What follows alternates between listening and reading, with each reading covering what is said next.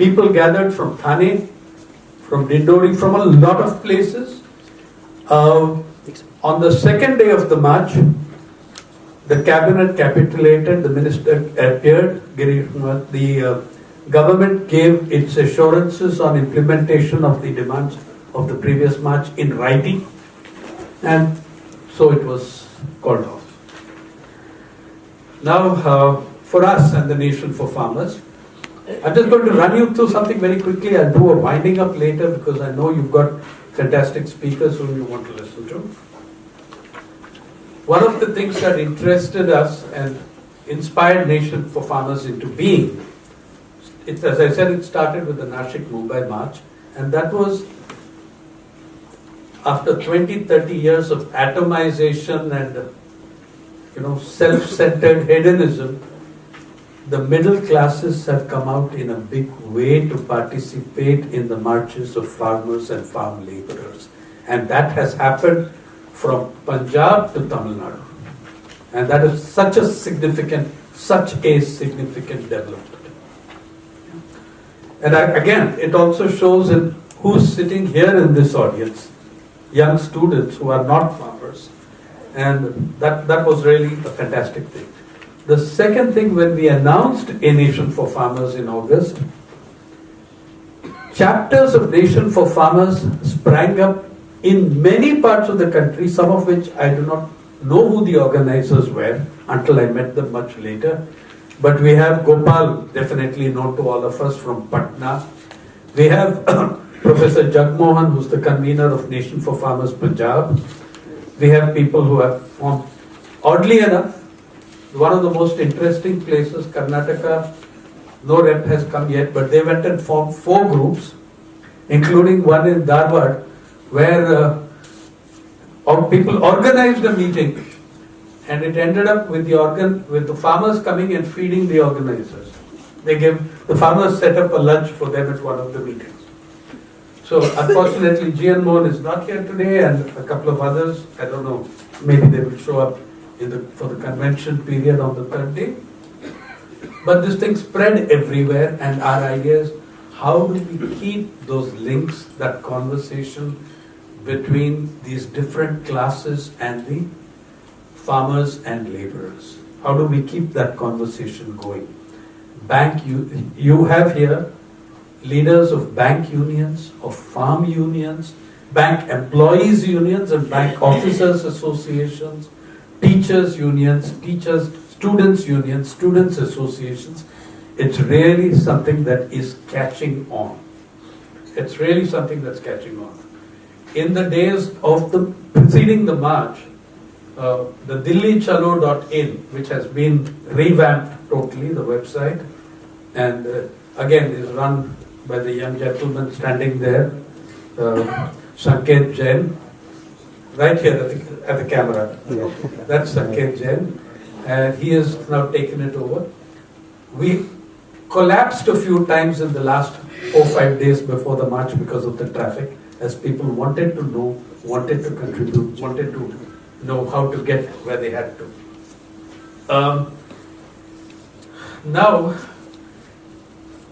it's a pretty, 2 things. There has been a distinct shift, a very distinct shift to active protest and assertion of rights by farmers in the last 1.5 to 2 years. After the Nashik march, there were marches we can think of in at least 20 other places in different states in the country, at least 10-12 of them before the Delhi march and a few of them after the Delhi march. So something is happening there. However, a heck of a lot of problems remain, new problems have come up, and in fact, as always with the media, people are unaware of the seriousness of the drought that has set in 4-5 states now. This is not your one-off seasonal drought. It's going to bug you for 3 to 5 years. El Nino has kicked in. The Indian Meteorological Department's data on post-monsoon rainfall is very scary. Even the monsoon data was misleading. It said just 9% fall, and that's within the range of acceptability. However, The 9% deficit in the monsoon covered up 23% deficits in specific vulnerable regions like Marathwada, Vidarbha, and northern Karnataka and other places. The post-monsoon rainfall data is appalling. Post-monsoon rainfall is counted as the period between October 1 and December 31. The national deficit is 44%. National deficit is 44%. Region-wise, Marathwada is 84% deficit. Vidarbha is 88% deficit, and there are 3-4 other regions in the 60 to 80% deficit. Welcome to Hanan and Ananda. come up. So that the monsoon, the post-monsoon rainfall breakdown is terrible. College students are dropping out, school students, especially in Maharashtra's privatized educational environment. They're dropping out in very large numbers. They've been shut out of their hostels and their canteens. They're unable to pay because their parents who are farmers, anyway bankrupted by the crisis, have no crop this year.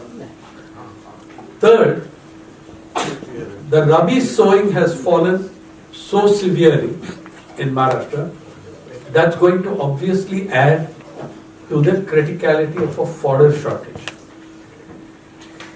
It was mid-February, and this has been going on since October, but it was mid-February before the government of Maharashtra even began to think of fodder camps. The first 2 fodder camps that were coming up were private camps. The first one opened, equipped to handle 1,200 head of cattle. 8,500 showed up on the first 48 hours. So you're going to have hell April, May. It's already hell for very poor and marginal people, and that's going to play into the crisis in a very big way. Yeah. So now that we are all here and Anand is here, let's go straight to the session. Later, I will give you a little wind-up and reporting on what happened with the NFF chapters, what kind of actions were taking place, etc. But the first speaker I'm going to call on is, in fact, the person who started it all, who taught us about what an agrarian crisis is. I was not using that word before she did. And long before, it's only in 2004 that you see the media beginning to use the word, though some of us in the Hindu were using it earlier. But the person who first placed this on the national agenda, told us about it, warned us of the kind of crisis that's going to come up. I'm going to ask Professor Utsa Patnaik to come up and speak and educate us once more. Can you hear me at the back? Yes. Is that clear? Okay. One of the most encouraging and exciting developments over the last 2 years in an otherwise politically very bleak scene has been the fact that the farmers of our country are at last on the move. And high time too, because as some of you might know, I have been writing about the crisis, I didn't call it a crisis, about the agrarian depression throughout the country, which was being induced directly by government policies for at least the last 20 years. And I reserve the term crisis actually for specific regions and areas where farmer suicides have become very widely prevalent. But there's been a general agrarian depression, even in the most well-to-do areas, for a very long time. So I'll run you very quickly through what I understand to be the causes, which I've also talked about extensively before as well. At the macroeconomic level, because generally what happens is that we tend to get down to very small details and we tend to forget the overall broad picture of what has actually brought about this prolonged agrarian depression and a crisis situation for farmers where more than 3 lakh farmers have committed suicide over the last 20 years. The origins, I'll make it very brief, the macro bit. The origins basically boil down to 2 related to government policy. One is the sharp cutback in public spending on rural development as well as on social sectors, which is part of the entire neoliberal theology which this country started adopting from 1991 onwards. Now the interesting thing is, the same northern countries, notably the United States, that had been putting pressure not only on India but also other developing countries to downsize their governments, to cut back on public spending using fallacious theories, these same countries have the largest state sectors and the largest public spending in the world. The United States spends, its budgetary spending, this year will be around 38% of its gross domestic product. That is $7.5 trillion out of a GDP of $20 trillion.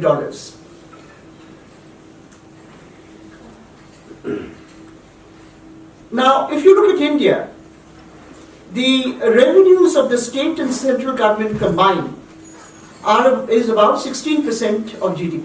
And if you add the 3% deficit that states and the central government are permitted to run, then it comes to around 21-22% of GDP.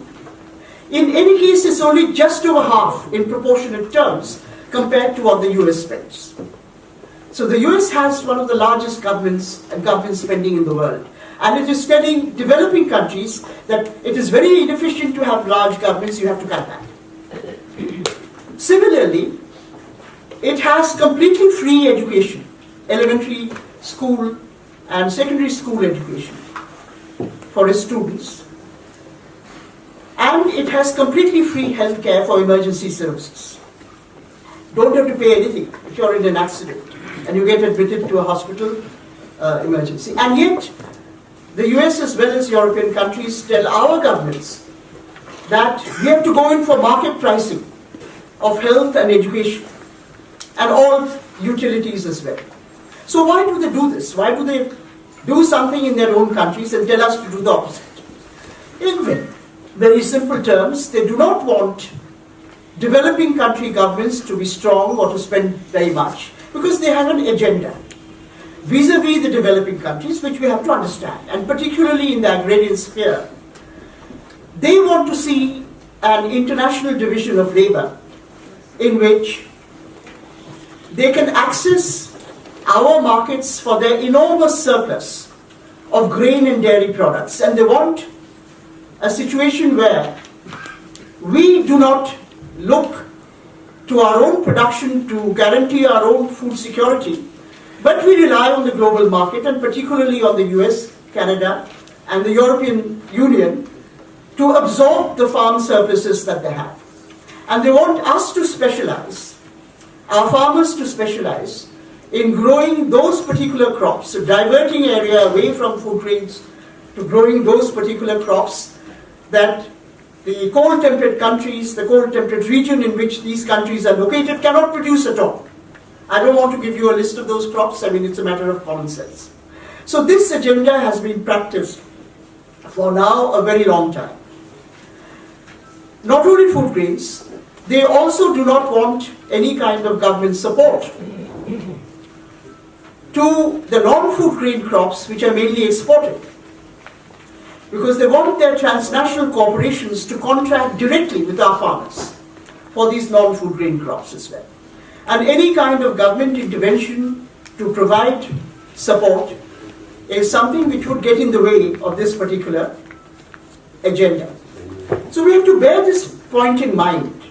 And I'm afraid most of our economists, I don't want to sound very harsh, but really at an intellectual level, they seem to be as innocent as a simple tribal who does not know the value of the resources that he's standing on. The clever townie can come and say to the innocent tribal that, look, I'm giving you 2 bags of rice. I want to have the use of this little bit of land. And you say, yes, please come. All this is a gift of nature. We are enjoying it. Why not you? And before you know where you are, the tribal has been dispossessed of that land and an enormous mine has come up because the mineral wealth below the ground, that commercial value of it, is something that the tribal is unaware of. Now, most of our intellectuals do not even seem to realize that we have a degree of wealth in our agriculture which the advanced countries covet, because there's an enormous range of products they simply cannot produce at all owing to their cold climate, and they want access to our land, quite apart from access to our markets. The second major reason for the agrarian crisis is, of course, the opening up to free trade, which has exposed our farmers to the very sharp volatility of global prices. The global prices are characterized by a few years in which they shoot up, and then that is followed by a crash. That is, prices can double of a particular crop, can double or even treble over 3 or 4 years. But in the next 3, 4, 5 years, they can go down to 1/3 or 1/4 of the initial high level. And in the case of some non-food commercial crops like coffee, pepper, and so on, we have had a situation where over 3 or 4 years it has come down to 1/6 or even 1/10 of the initial level. So this kind of very high global price volatility is what has induced our farmer suicides, because in the period before the neoliberal reform started, before trade openness started, why did you not hear of debt-induced farmer suicides? It was because our agriculture was protected. It was protected from free inflow and outflow of global commodities. Free inflow, when global prices were very low, was not permitted because it would undermine the incomes of our farmers. For example, if food price globally fell sharply, then we had barriers to import because we did not want to undermine our food farmers' incomes. And free outflow was not permitted of our commodities when global prices were high, because that would mean that there would be a domestic famine, as indeed happened in the early 1990s, when the change in policy, when free export of raw cotton was permitted.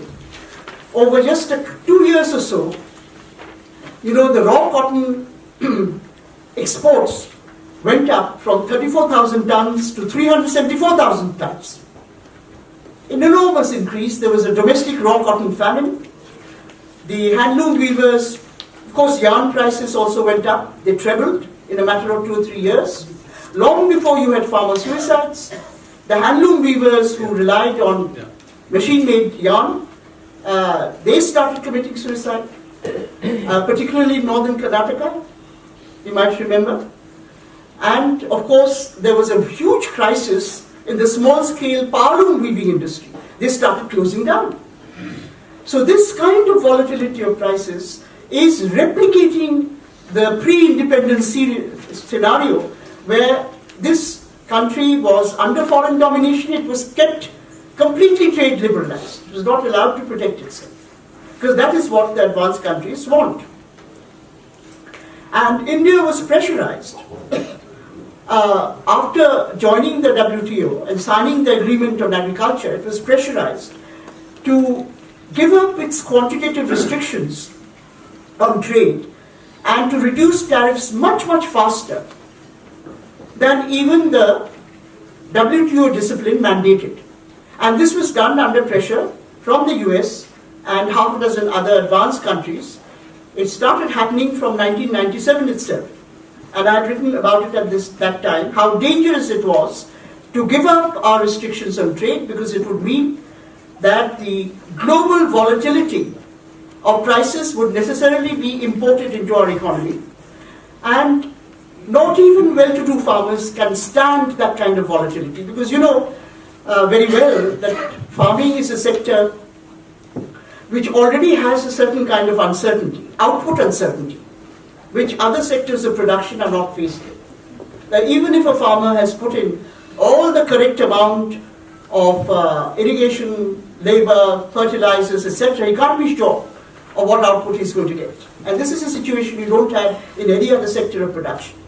If, in addition to this, the farmer is faced with price uncertainty, and a situation where over 3 years prices go up threefold, and over the next 5 years they crash to a quarter of the level they were earlier, then it really makes for an impossible situation. They cannot repay debt, they get more and more into debt, as we have seen, and unfortunately so many hundreds and thousands of them could see no way out but to turn their despair not outwards against, because they did not know what was causing all this.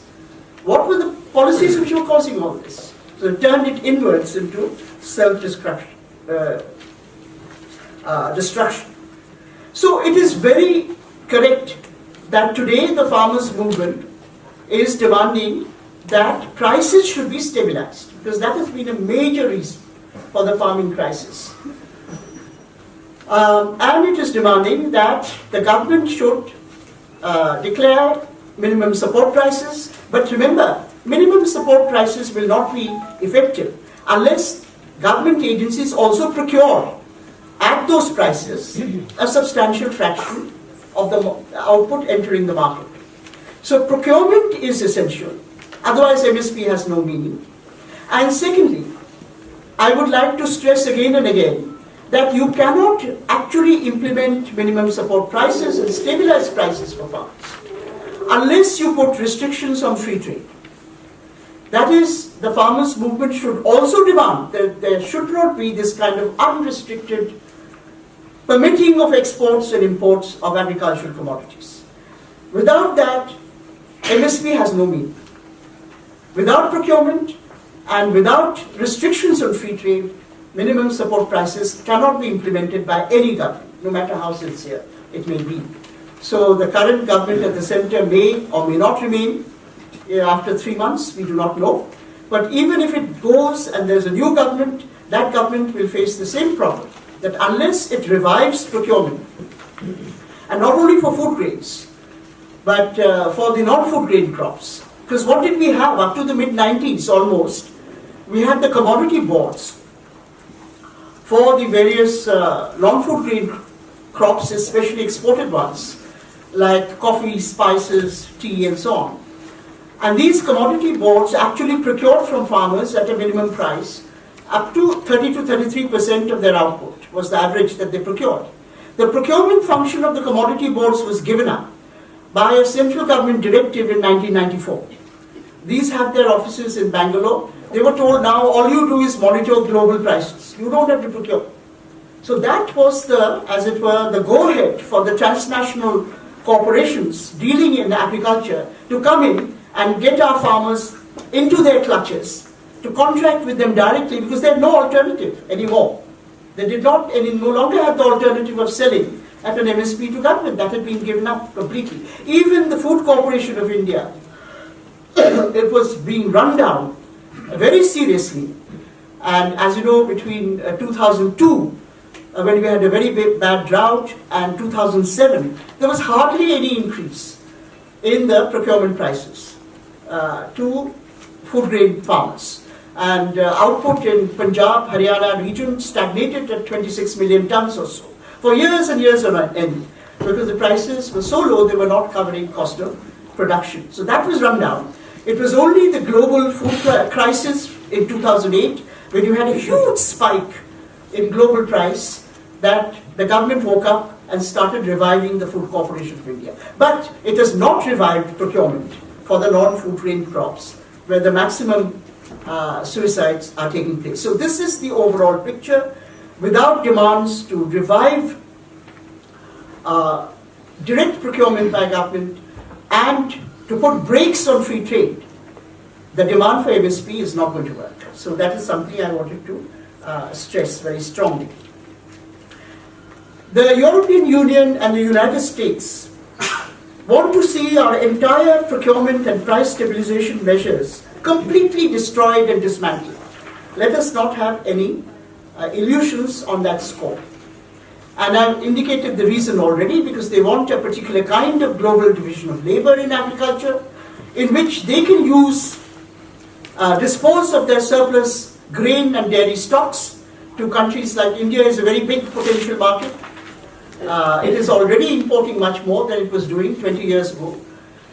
But not only India, other developing countries have also been targeted, and they want us to divert our land and resources to filling their supermarket shelves with the commodities their rich populations want and which they cannot produce at all, that is the tropical crops, or which they cannot produce in winter because the ground is frozen and covered with snow. So they have to access their produce from us. There's a permanent mismatch between what the rich populations of those countries demand and what they can actually produce. And this mismatch has been there for centuries. That was the basic reason why they colonially subjugated us. They wanted access to our land, to the products of our land. And that mismatch has intensified now, because the perishable products of our land, which could not be economically transported earlier, from the 1970s with cheapening of air freighting, now perishable products, fresh fruit, vegetables, flowers, can be flown to Chicago or New York in a matter of 15 to 16 hours. So the demands on our lands has increased. Please don't think that colonial exploitation is a thing of the past. The reasons for it are still there, and they are now intensifying. They want access to our land, and they want this particular division of labor. Now, you know that for many years now, in the WTO negotiations, our and other developing country food procurement and stocking system has been under continuous attack. They want it dismantled. Now, I want to give you a little bit of detail, if I may, about the latest attack the United States has launched against India in the World Trade Organization.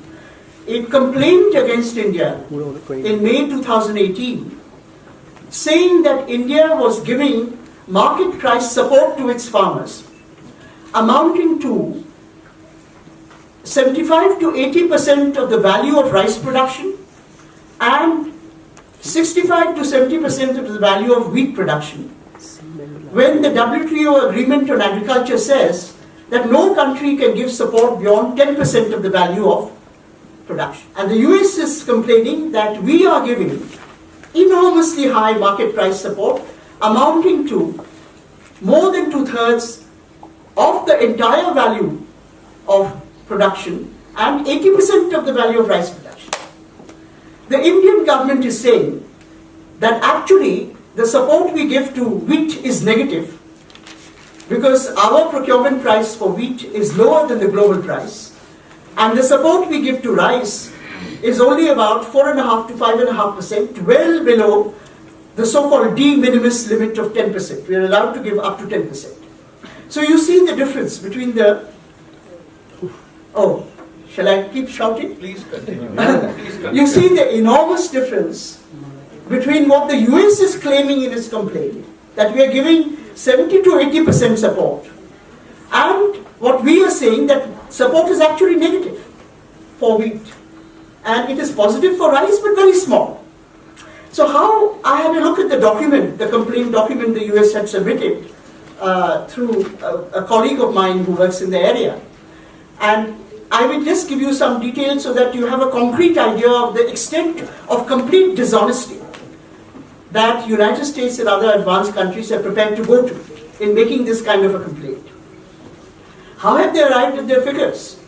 So let's just take wheat and let's take the year 2013-14. They've actually given the data for 4 years ending in 2013-14. For each year they're saying that we have given enormous support, we are violating the AO provision, Agreement on Agriculture provision, and we should be punished for it. That is their complaint. Well, what they've done is, you see, what is the measure of support? Measure of support is, you take the global price of a particular product. Okay, you convert it to the local currency, in our case rupees, per quintal, global price per quintal, let us say, of wheat.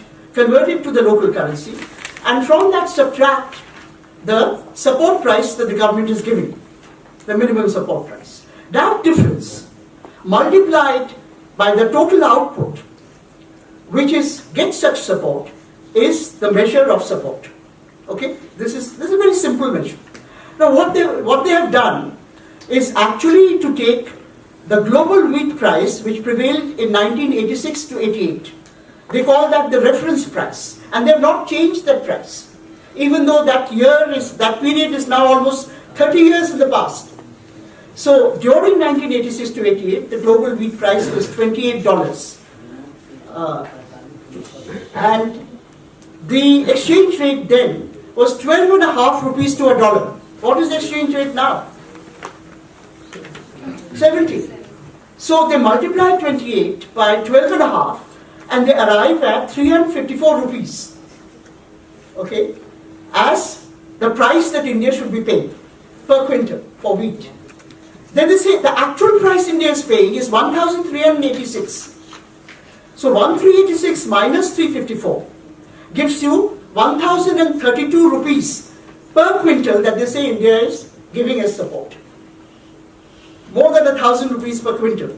And then the other bit of dishonesty is, the first bit of dishonesty is to take a reference price which is almost 30 years in the past.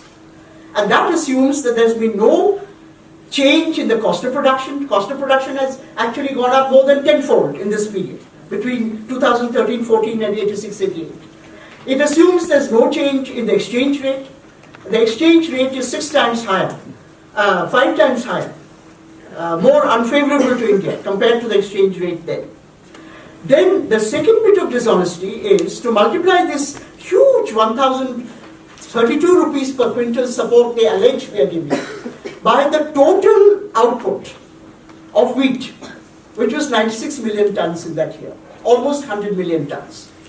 Now, actually the AO says that only the output which comes under such support is to be counted. Now, whenever has the Indian government procured the entire wheat output?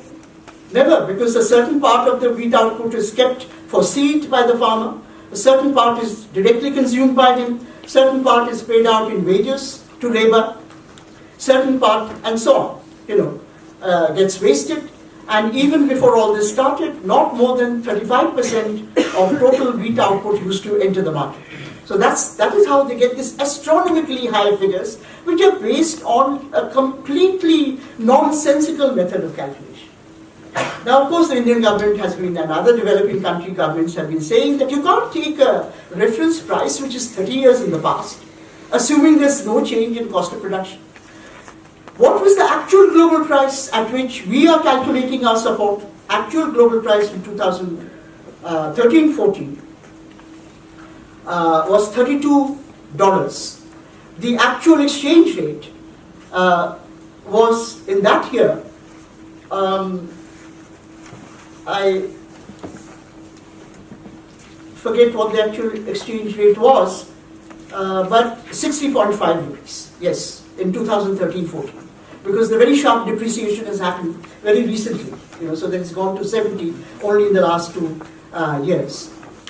So what you get as the global price by taking a sensible measure, that is the current global price multiplied by the current rate of exchange, is 1,936 rupees per quintal. And the actual minimum support price that the government is giving is 1,386. So that is why we have negative support for wheat. The price that the government gave as MSP in 2013-14 was lower than the global wheat price converted to rupees. And that is why the farmers are saying it's too low, we can't cover our cost of production, and we cannot get a decent living from such a low price. The price has to be realistic. Okay? But the US is complaining, saying, what it wants to do is to do away with MSP completely. That is the latest thing that is coming from Washington, which is coming from Paris and London, that developing countries should not give market support at all to their farmers. What should they do instead? And this is the mischievous part of it. They should simply give cash transfers.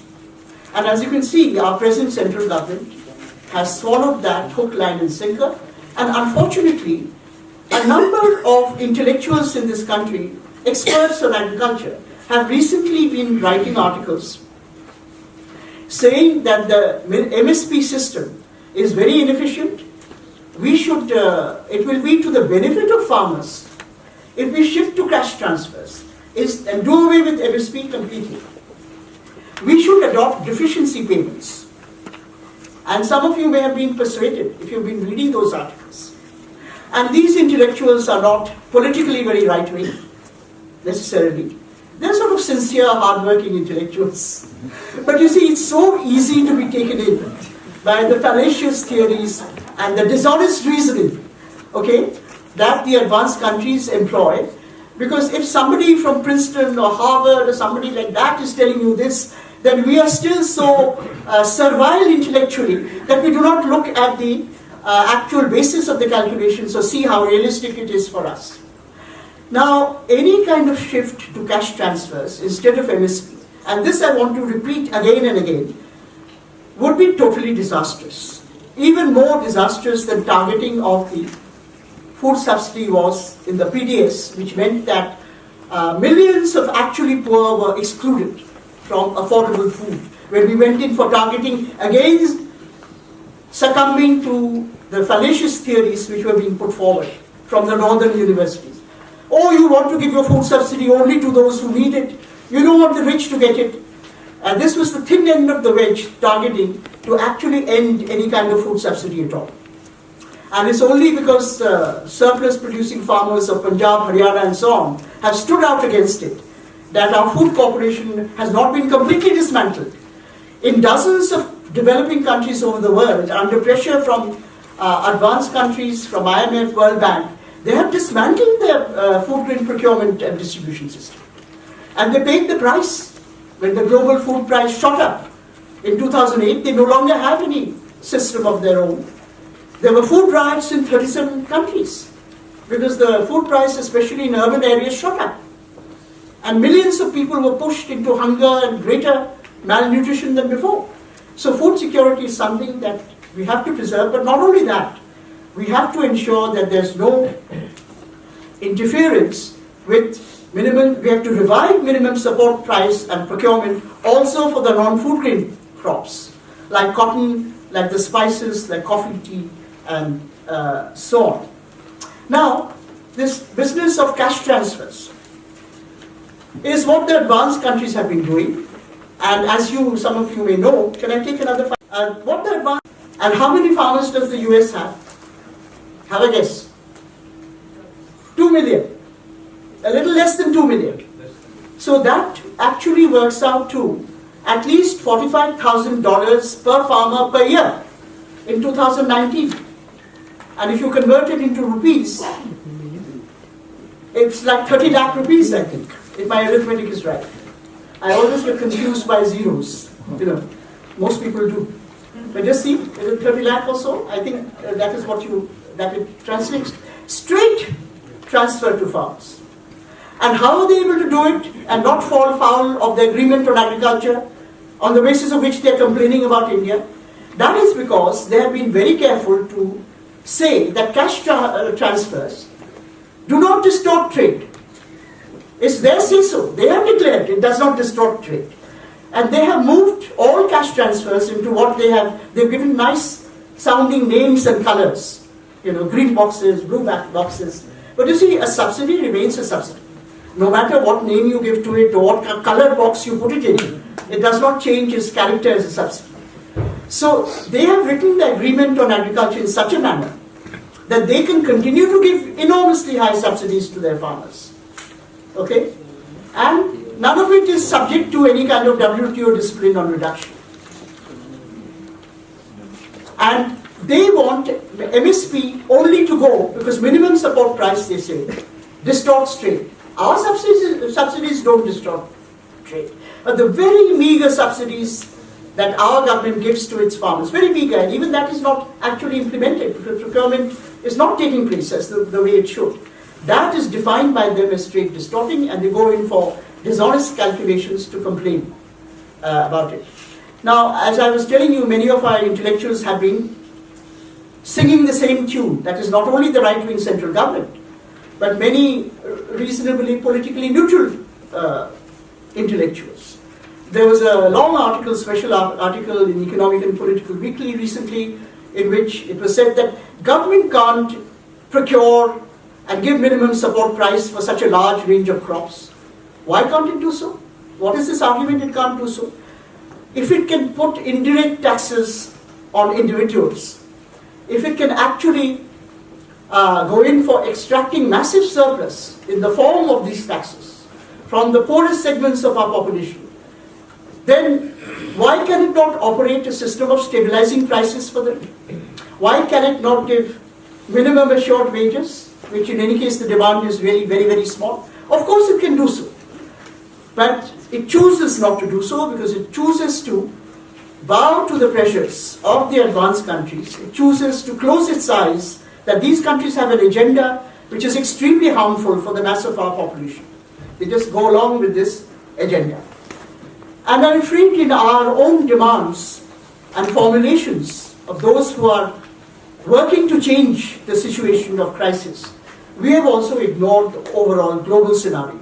But that is very important, because it is this overall global scenario which is impacting our farmers.